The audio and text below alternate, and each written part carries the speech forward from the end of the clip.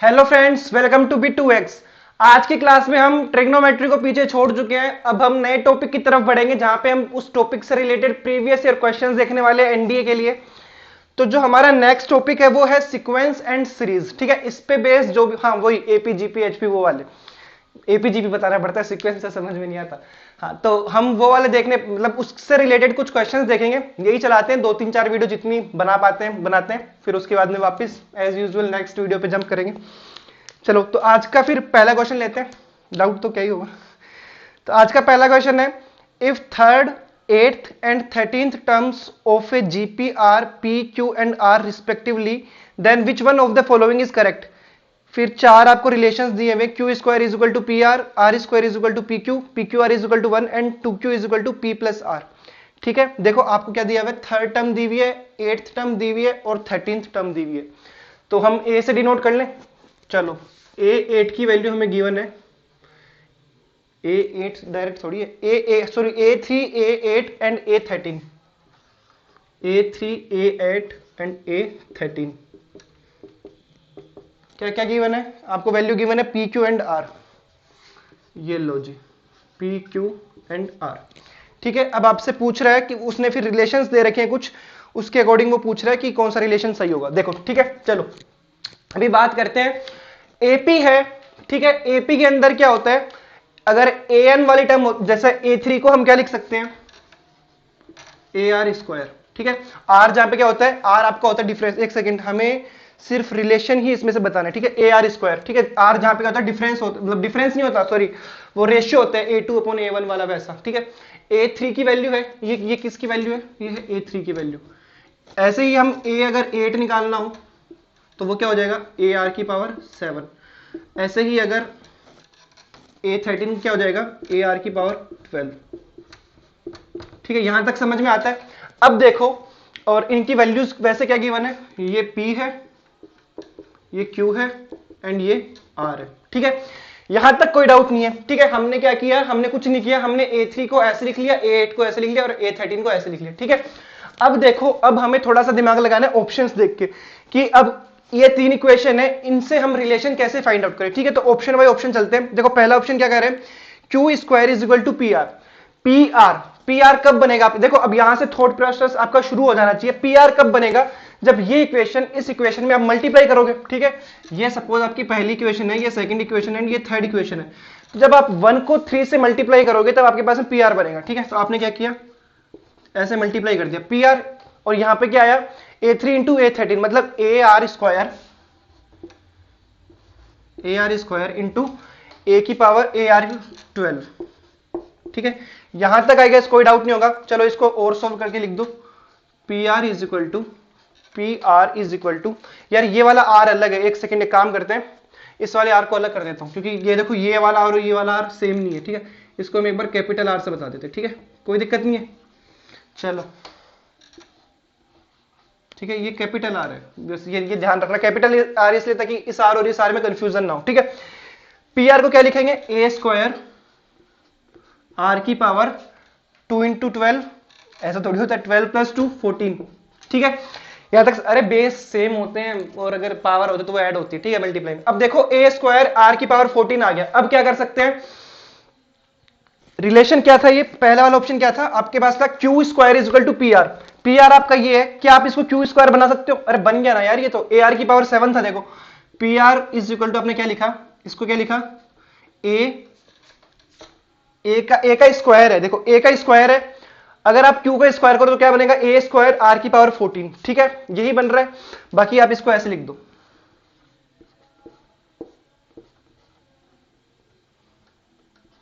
यहां तक कोई डाउट, क्या किया, इसको ब्रैकेट में लेके इसका स्क्वायर कर दिया, ए स्क्वायर आर की पावर 14। ठीक है, ए आर की पावर 7 क्या है, A8 मतलब Q है। ठीक है, तो P are is equal to Q square. हो गया यार, ये तो बहुत इजी था। ठीक है, इजी था, क्या हार्ड था, वैसे सीक्वेंस वगैरह के वैसे भी इजी आते हैं। ठीक है, चलो नेक्स्ट क्वेश्चन पे चलते हैं। हवा में निकाल दोगे पेपर, मेरे को ऐसा लग रहा है। चलो सेकंड क्वेश्चन देखते हैं आज की वीडियो का। Let Sn be that sum of the first n terms of an AP. If S2n is equal to 3n plus 14n square, then what is the common difference 5 6 7 9, ठीक है। Sn की value है 3n plus 14n square.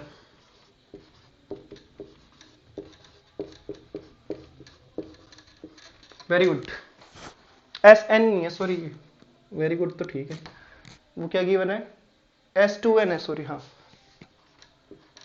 S2n की value आपको given है ऐसे, ठीक है। एंड फिर आपसे पूछा कि कॉमन डिफरेंस क्या आएगा आपका, 3n प्लस 14n स्क्वायर है, ठीक है। Sn है वो आपका सम हो गया, ठीक है। नाउ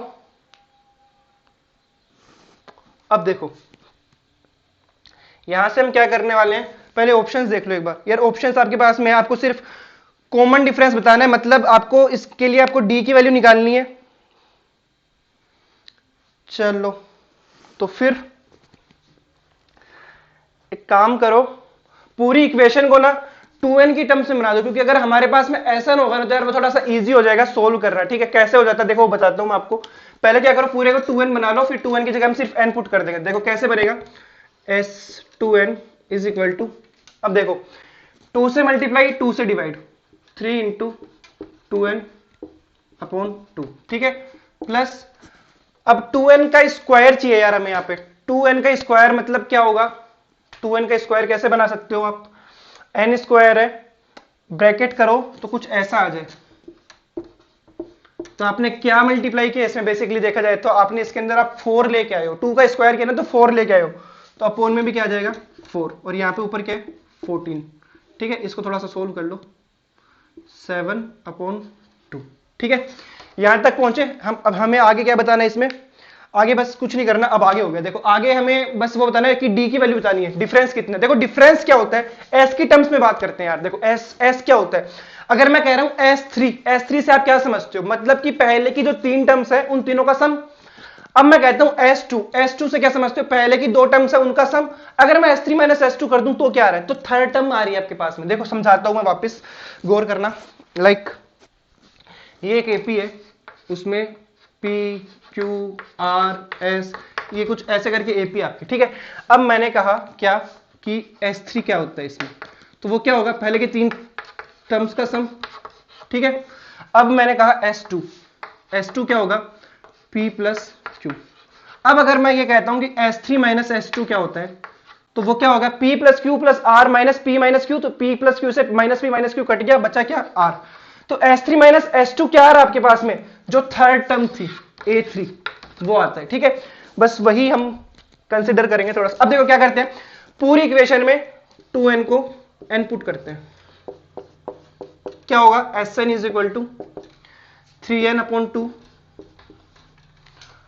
प्लस 7, 2n की जगह n square upon 2।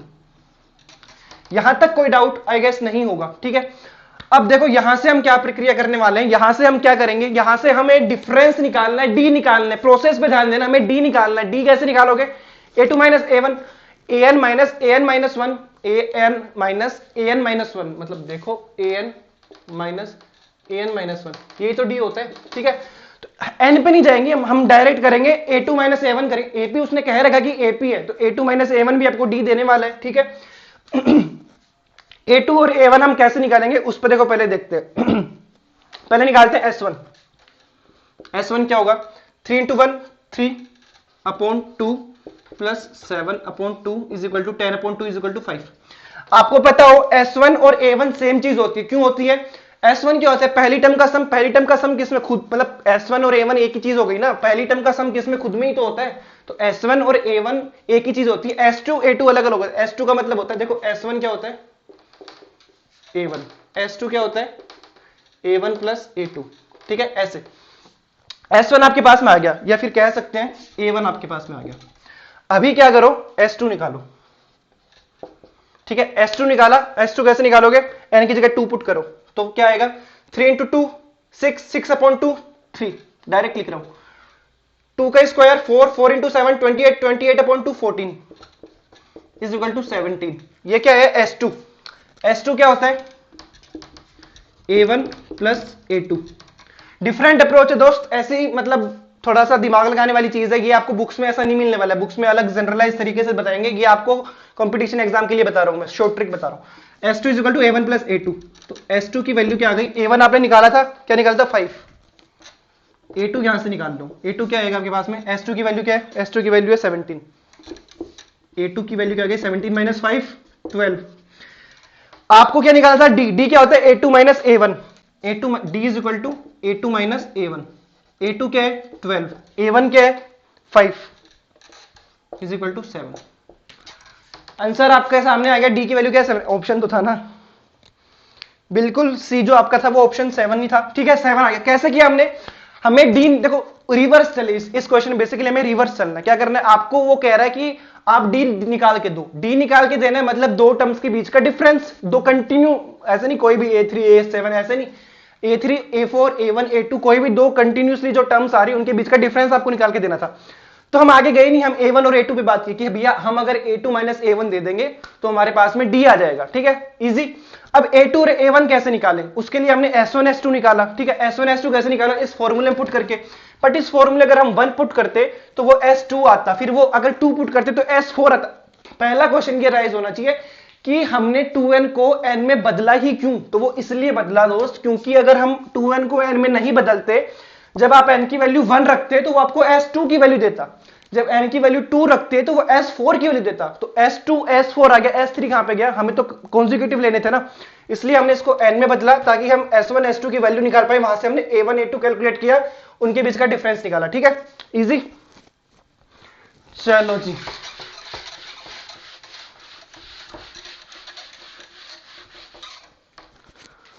Next question, how many 2 digit numbers are divisible by 4, 21 22 24 25, दो डिजिट की नंबर जो 4 से डिवाइड होती हो, ठीक है पहला ऐसा नंबर कौन सा होगा, आई गेस 12 है ना, 10 तो नहीं, 2 डिजिट से शुरुआत करो, 10 होता है 4 से डिविजिबल नहीं, 11 होता है नहीं, 12 होता है हाँ, 16 20 ऐसे देखो चलो करते बात, पेपर में जब फॉर्मूले ना पता चले और एक्स्ट्रा टाइम लगे आपके पास में कि भैया क्वेश्चन तो हो नहीं रहे हमसे, अब हम करें क्या, तो एक काम करो सीधा सीधा 12 से लेके 96 तक, 100 तो 3 डिजिट में होता है, 96 लास्ट डिजिट होती है जब 4 से डिवाइड होती है, बैठ के गिन लो 1 2 3 4 5, वो लास्ट तक 96 तक गिन लो, जितनी डिजिट है वो कर देना, जो कि है जो पढ़े लिखे वाली निशानी नहीं होती, ठीक है वो बस आप मतलब उतना टाइम भी नहीं है वैसे तुम्हारे पास पेपर के अंदर। देखो अब रियल अप्रोच देखते हैं, 96 लास्ट है, ठीक है आपसे पूछा क्या है, आपसे पूछी नंबर ऑफ टर्म्स, मतलब बेसिकली आपको n निकालना है, ठीक है n की वैल्यू निकालनी है आपको, क्या आपके पास में यहां से an है, क्या है an 96, क्या आपके पास में यहां से a1 है 12, क्या यहां से आपके पास में d है 4, पूछा क्या है n की वैल्यू, बिल्कुल आसानी से निकाल लो, क्या होती है an is equal to a plus n minus 1 into D, a1 a की बात है, ठीक है a1 a सब एक ही, an क्या an की वैल्यू क्या आपके पास में 96 इज इक्वल टू a1 की वैल्यू क्या आपके पास में 12 n माइनस 1, n की वैल्यू को निकालनी, d की वैल्यू क्या है 4 है, ठीक है 12 को इधर भेज दो, 96 माइनस 12 84, n माइनस 1 इंटू 4, 4 को अपोन में भेज दो, n माइनस 1 की वैल्यू क्या आ गई 84 अपॉन 4 विच इज 21, n की वैल्यू क्या आ गई, 1 को उधर भेजो प्लस में 22, बस यही गड़बड़ कर देते हैं हम, मतलब क्या गड़बड़ कर देते हैं, पहले मेरे को देखने तो ऑप्शन आ रहा है ना ऐसा कुछ, बिल्कुल ऐसा ऑप्शन आ रहा है सही है 22 है, गड़बड़ क्या करते हैं हम जल्दबाजी में क्या कर देते हैं कि n-1 है तो यहाँ पे हम -1 की जगह 21 -1 करके 20 लिख देते हैं, बहुत बार होता है ऐसा, होता है एग्जाम के अंदर, ठीक है वो प्रेशर मान लो कुछ भी मान लो, क्वेश्चन इजी है, यहाँ पे आप गलती नहीं कर सकते, ठीक है ये वो वाले क्वेश्चन है जो आपको सही करने ही करने एट एनी कॉस्ट, आपको फॉर्मूला पता था आपने अप्लाई किया तब भी आपका अगर गलत हो रहा है तो फिर वो गलत चीज है, क्योंकि जो पढ़े लिखे नहीं वो मैंने बताया वो गिन गिन के भी सही कर देंगे चाहे टाइम लगो, बट सही तो कर रहे हैं, लेकिन हम अगर ऐसे फॉर्मूला लगा रहे तो हमसे फिर गलती होने का चांसेस बहुत कम होने चाहिए, कम क्या होने ही नहीं चाहिए यार, जो मिस्टेक पेपर घर पे आने के बाद दिखती है ना पेपर्स के अंदर कि यार ये तो मेरा सही हो सकता था, ये तो जल्दबाजी में गलत हो गया, उनका ना वो रिग्रेट ऐसा रहता ही है फिर जब तक रिजल्ट नहीं आता। चलो next question, if the sum of first n terms of a series is n+12 then what is third term 1 2 3 4, sum आपके पास में गिवन है n टर्म्स का sn की वैल्यू आपको गिवन है n+12, ओके चलो आपसे मुझे थर्ड टर्म पूछिए, थर्ड टर्म क्या होती है भाई A3 कैसे निकालेंगे देखते हैं, चलो S1 निकालो, S1 मतलब A1 निकालो, 1 + 12 = 13, ठीक है। तो A1 की वैल्यू क्या आ गई 13। अब निकालो S2, 2 रखो यहाँ पे, 2 + 12 = 14, ये क्या है S2 है। A2 कैसे निकालोगे, S2 = A1 + A2, ठीक है, दो टर्म्स का सम होता है। A1 की वैल्यू कितनी है 13, A2 आपको निकालना है, S2 कितना है आपका 14 आया ना, तो A2 की वैल्यू कितनी आ गई 1, ठीक है, A2 की वैल्यू आ गई 1। ज्यादा दिमाग मत लगा लेना यहाँ पे, कैसे कि A1 की वैल्यू 13 है, A2 की वैल्यू 1 है, कितना डिफरेंस है 12 कम हुए, तो A3 वापस 12 कम कर दो, 1 में से 12 कम कर दो। ऐसा नहीं करना है, क्योंकि क्वेश्चन अगर आपने पढ़ा हो ढंग से, कहीं पे भी ये मेंशन नहीं था कि ये AP है। वापस पढ़ देता हूं क्वेश्चन आपका ये था, if the sum of first n terms of a series is, ठीक है, ऑफ ए सीरीज, AP नहीं गिवन है, तो वो दिमाग मत लगाना यहाँ पे कि आपने इसमें से वो माइनस कर दोगे, आप डायरेक्ट यहां से वापस 12 माइनस कर दोगे, ठीक है। अब देखो A3 कैसे निकालना है, S3 निकालो, A3 के लिए क्या करो, S3 निकालो, S3 क्या आएगा 3 + 12, 15 डायरेक्ट लिख रहा हूं, ठीक है। S3 की वैल्यू क्या होती है A1 + A2 + A3, A1 + A2 आपको पता है, A3 की वैल्यू आप यहां से इजीली कैलकुलेट कर लोगे। S3 की वैल्यू क्या है 15 आई है, A1 क्या था 12 था, कितना था 13 था, 13 + A2 की वैल्यू कितनी है 1 थी, A3 की वैल्यू निकालो, 13 + 1 14, 15 - 14 1, A3 की वैल्यू 1 आ गई, थर्ड टर्म आपकी 1 आ गई, ठीक है। ऑप्शन है ऐसा, पहला ही ऑप्शन है करेक्ट है, ठीक है। चलो इसके बाद में हम लास्ट क्वेश्चन देखते हैं, फिर इसमें कुछ और कर सकते हैं क्या, इसमें क्या करोगे आप, यही गिवन था, यही आपको निकालना था, चलो हो गया। नेक्स्ट क्वेश्चन है हमारा, let ABC be in AP and K is not equal to 0 be a real number, which of the following are correct.